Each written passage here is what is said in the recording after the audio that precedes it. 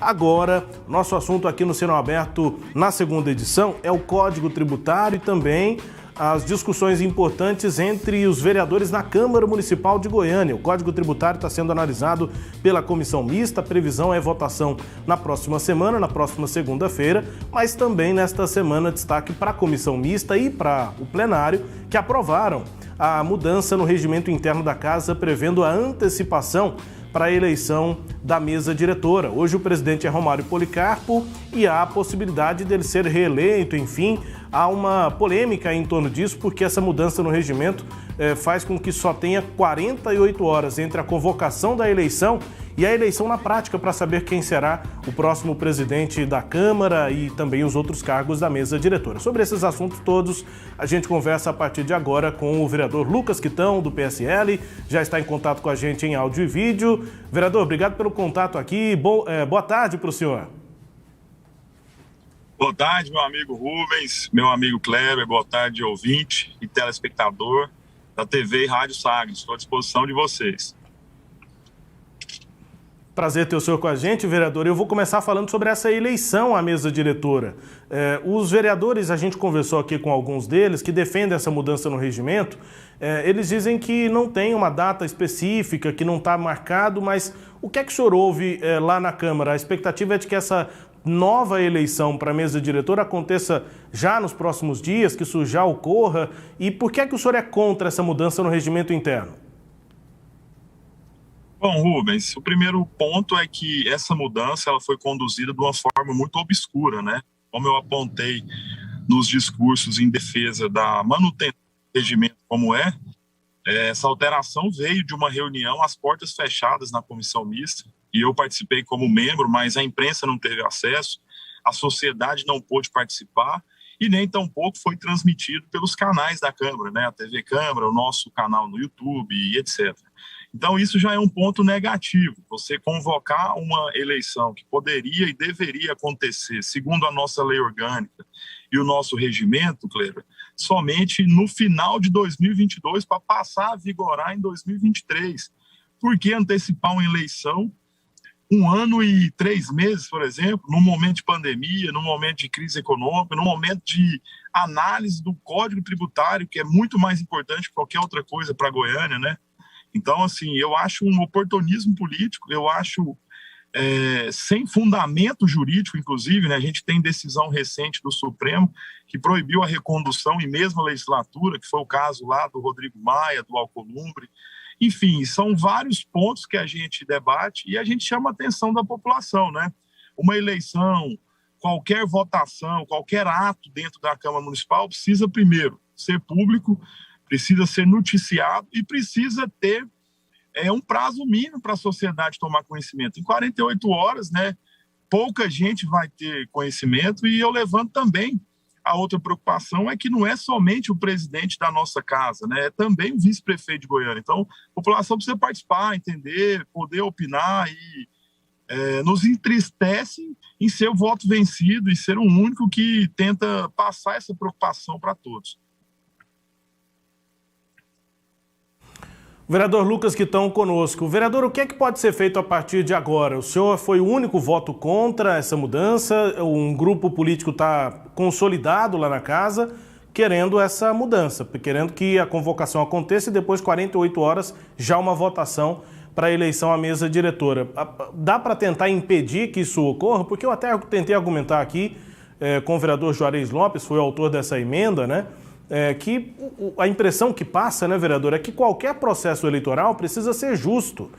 E é por isso que as datas são definidas, né? Quando todos os lados têm uma data definida para disputa, você consegue articular, ou muitas vezes até não. Pode ser que um candidato único seja, né, que os vereadores cheguem ao apoio a um candidato único, mas que todos os lados tenham tempo para fazer as articulações que acharem necessário. Por isso que tem data para a eleição da OAB, tem data para a eleição a presidente da República. Quem quiser disputar tem o mesmo tempo para disputar com as mesmas condições. Agora, se o grupo que já está no poder, por sua própria decisão, decide quando a eleição vai acontecer, e aí 2 dias depois ela já acontece, quem tiver na oposição tem muito menos possibilidade, ou seja, não é um processo exatamente justo. O senhor foi voto vencido. O que fazer agora, vereador?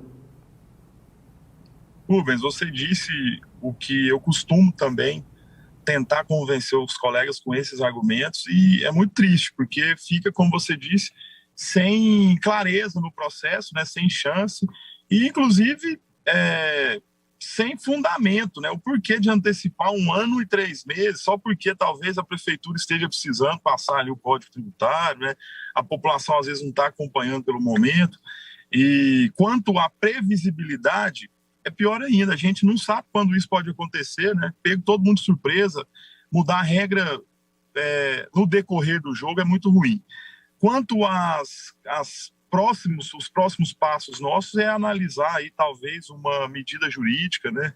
Aguardar também que os outros órgãos se manifestem, né? O próprio Ministério Público, o Tribunal de Contas, vamos aguardar os próximos dias e vamos ver mesmo se eles insistem nessa tese de eleição surpresa, de eleição às escuras.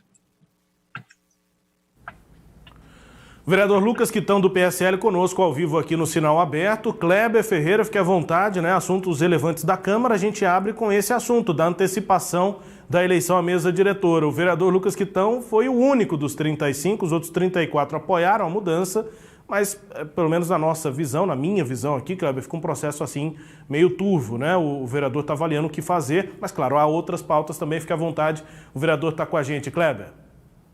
Ok, entro nesse assunto agora com o vereador, depois volto para você para a gente abordar aquele outro assunto do Código Tributário, tão importante quanto esse, mas esse emergencialmente parece chamar até mais atenção, porque me parece que houve um toma lá da cá, eu até andei fazendo umas ligações, não liguei para o Lucas, mas liguei para outras pessoas, para saber se houve um toma lá da cá, e as pessoas estão muito melindradas em falar sobre isso. Aí eu vou perguntar para você diretamente, Lucas, boa tarde, prazer voltar a falar com você. Houve um toma lá da cá entre o Executivo e o Legislativo? Fez-se um grupo só, uma panela só, colocou lá os ingredientes e pronto, vai ficar desse jeito, e quem não tiver apetite para degustar essa comida, que se dane e engula? Boa tarde, meu amigo Kleber, satisfação estar com você novamente, esse grande comunicador do nosso estado. E quanto a isso, Kleber, é difícil eu te falar, até porque eu fico sabendo das coisas em cima da hora, né? Fui pego de surpresa com esse projeto de resolução, fui pego de surpresa com essa emenda que o Rubens comentou sobre a antecipação e a possível chamamento em 48 horas. Então, sobre esses bastidores, eu infelizmente não sei te dar detalhes, né? O que me preocupa é que as prioridades são outras, né? Enquanto a gente deveria estar focado na discussão do Código Tributário, a gente vê que não caminha nessa mesma simetria, né? O que a população espera e o que tem sido debatido lá. Eu acho que deveria acontecer cada um no seu momento, até para poder, Kleber, evitar esse tipo de comentários, né, esses tipos de pensamentos, né, a respeito do nosso poder. É uma casa que eu respeito muito, é importantíssima para a nossa cidade e precisa ter esse mínimo de respeito com ela. Olha, vamos tratar com prioridade as matérias que chegarem aqui de acordo com o que a sociedade espera de nós, né? Eu mesmo, depois de ter passado por essa derrota, estou debruçado na situação do Código Tributário e aguardando os próximos passos para ver se lá na frente, Kleber, a gente vai poder mesmo ter esse diagnóstico que você desenhou muito bem. Hoje eu não sei te dizer, mas aguardo os próximos passos, até porque também comentam que está por vir uma reforma administrativa, outras coisas também, que a gente vai poder analisar isso junto no futuro. Pois nós entrevistamos aqui, eu e o Samuel, o vereador Cleiber Moraes, e ele disse que a reunião foi feita a portas fechadas para evitar a aglomeração. E aí eu não entendi porque, às vezes eu estou um pouco ignorante acerca deste assunto, mas me parece que online, me parece que virtualmente não tem problema a reunião ser transparente, me parece que o coronavírus não atingiu esse estágio ainda, né? Mas como eu não sou médico, eu tenho certeza que não pega online. Achei aquilo assim, sabe, eu fico indignado quando alguém desafia a minha inteligência ou a inteligência coletiva. Como é que mete a boca no microfone para falar um negócio desse? É uma coisa que não dá para entender. Um vereador que, inclusive, tem o meu respeito. Nem todos lá têm o meu respeito. Alguns lá eu passaria longe, não gostaria de vê-los no parlamento de jeito nenhum, e repete, está lá, e fala brabo, e é contundente. Nossa, Jesus amado. Bom, mas deixa para lá. Uma outra coisa, o senhor participou da reunião a portas fechadas. O que foi falado lá dentro? Foi discutido, né, a pauta, e o primeiro projeto da pauta era esse, da resolução, que eu apontei no momento, não está ainda no sistema, depois que foi atualizado. O relatório da vereadora já acatava a emenda, mas a emenda foi apresentada na hora. Foi como eu brinquei ali logo depois, falando com os colegas da imprensa, Kleber. O momento ali foi de um escanteio cobrado, já tinha sido gol, mas não tinha bola em campo, sabe? Foi uma manobra programada, mas deixa rastros, e a gente pôde ver que estava tudo orquestrado. Talvez por isso as portas fechadas, mas eu fiz questão de passar isso para a sociedade e também fiz questão de pedir vistas. Tive meu pedido negado, né? E no parlamento você sabe que a maioria sempre vence, e eu respeito isso. Não estou aqui contestando o resultado, eu perdi mesmo, mas eu pelo menos pedi para que isso fosse a público, e votei contra e continuo pensando assim, e peço a ajuda de vocês para a gente colocar a sociedade a par disso.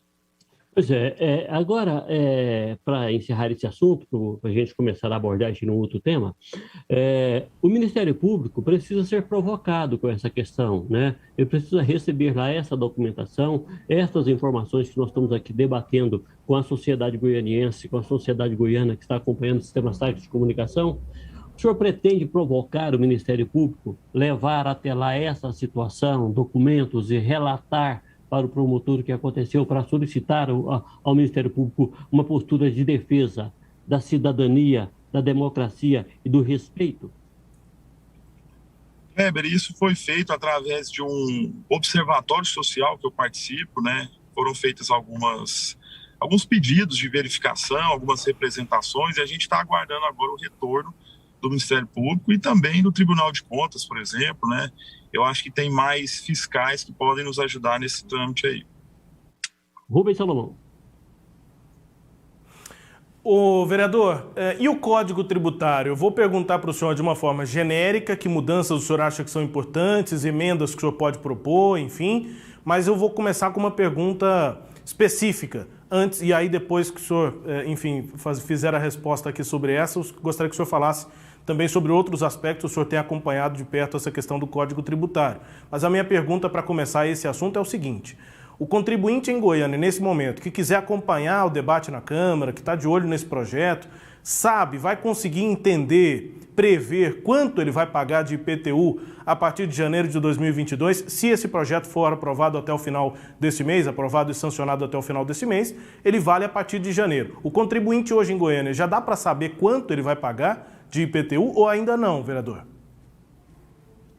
Bom, hoje, na audiência, até convidando todos os ouvintes, né, telespectadores, que vai acontecer na Câmara Municipal às 14 horas, é a oportunidade para deixar todos esses pontos claros, Rubens. Sobre a previsibilidade do IPTU, está dependendo da solução do índice, né, que o que está pegando é a situação do CUB, que é aquela atualização usando o índice do Sinduscom, da construção civil, que supera a inflação. Esse é o ponto que eu sou contrário, inclusive, e acho que a Prefeitura deve rever.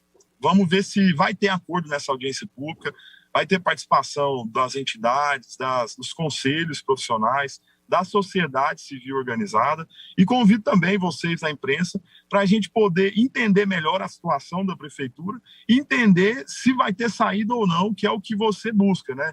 O contribuinte saber quanto vai aumentar no seu imposto. Por dois motivos, essa conta ela é mais complexa. O primeiro deles é o fim das zonas fiscais e o início da cobrança de alíquota referente ao valor venal. Essa é uma mudança, Rubens, que já aconteceu no Brasil todo.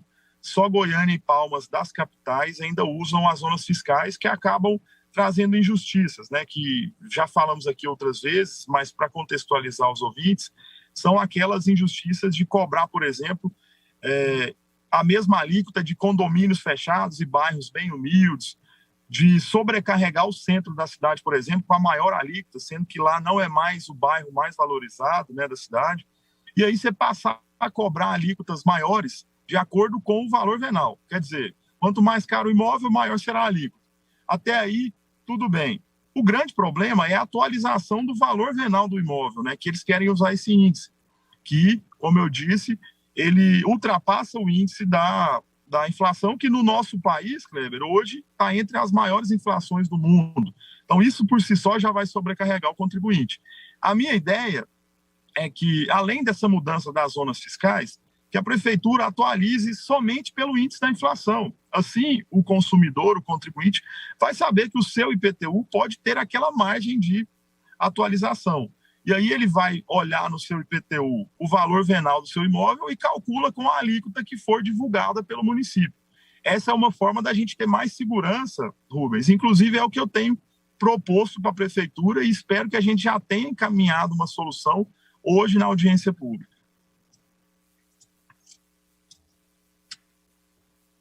Isso aqui do Kleber, só para que o senhor já faça assim uma passagem geral também sobre outros aspectos. Eu já fiz essa pergunta exatamente imaginando esses aspectos, né, vereador?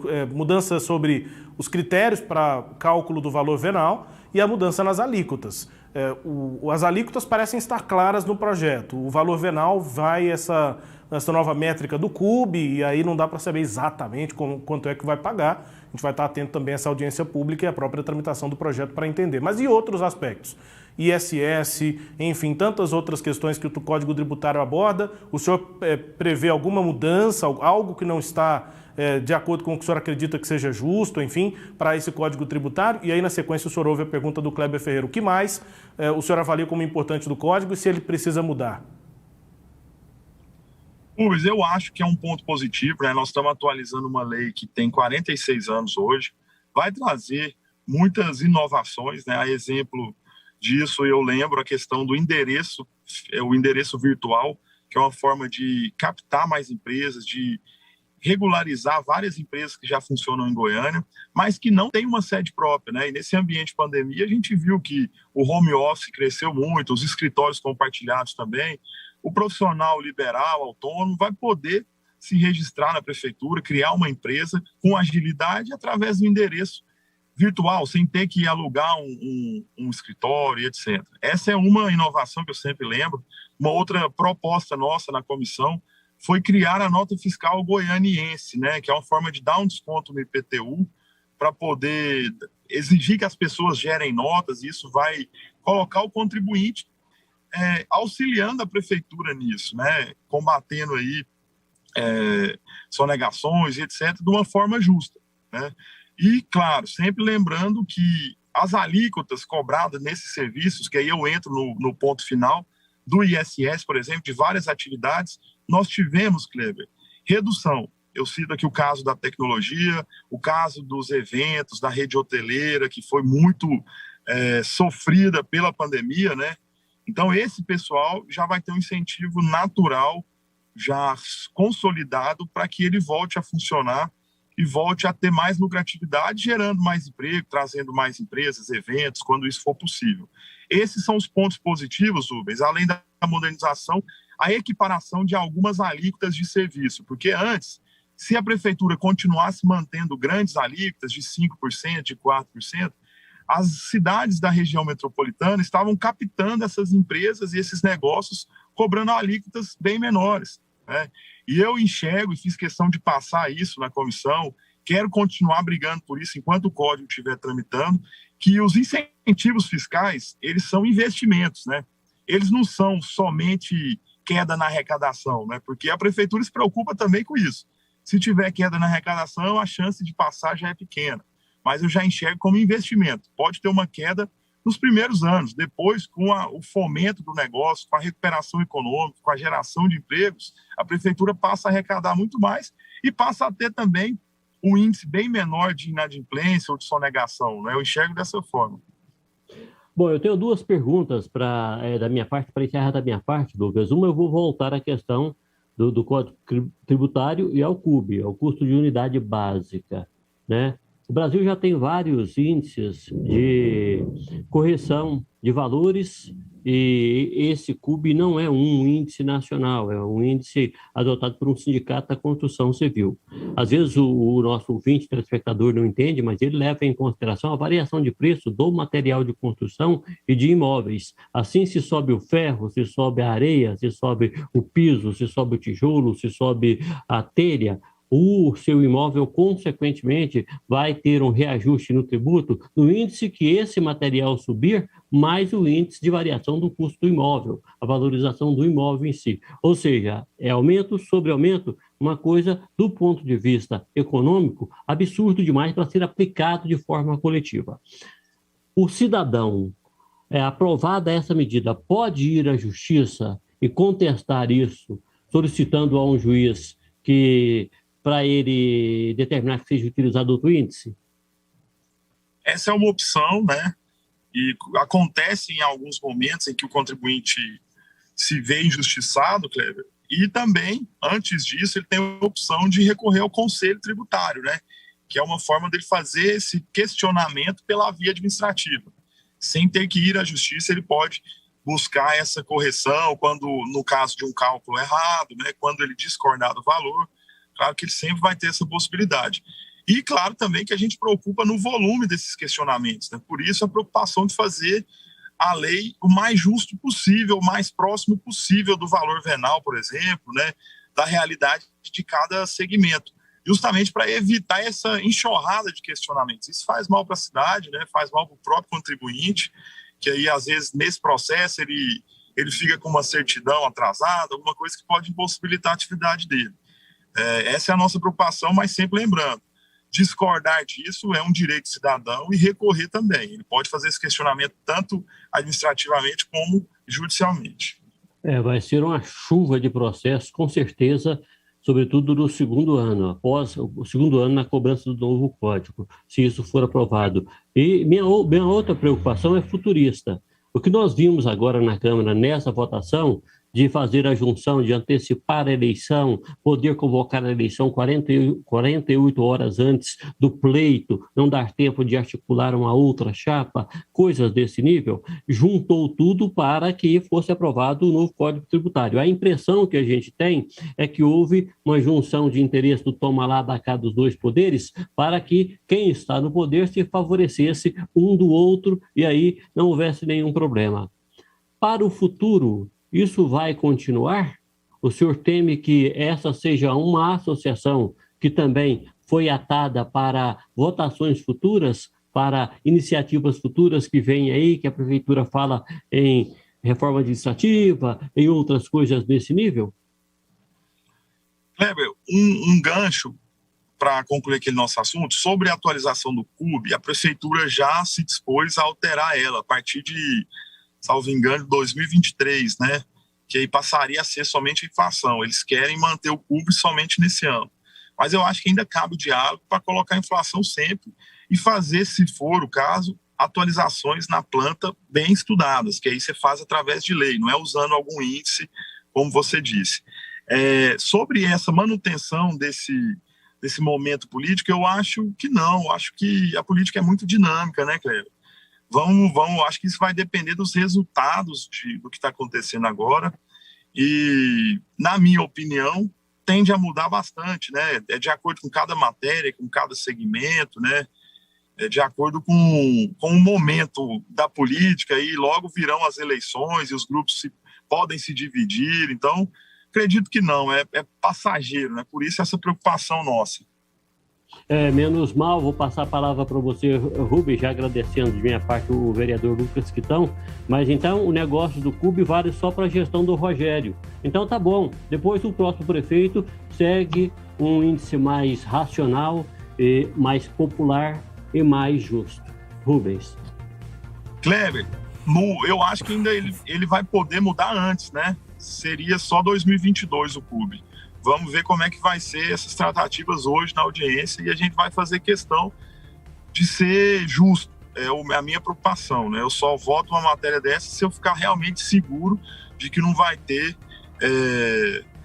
IPTU alto, coisas que nesse momento a sociedade não aceita, né? Obrigado mais uma vez, Kleber. Tamo junto.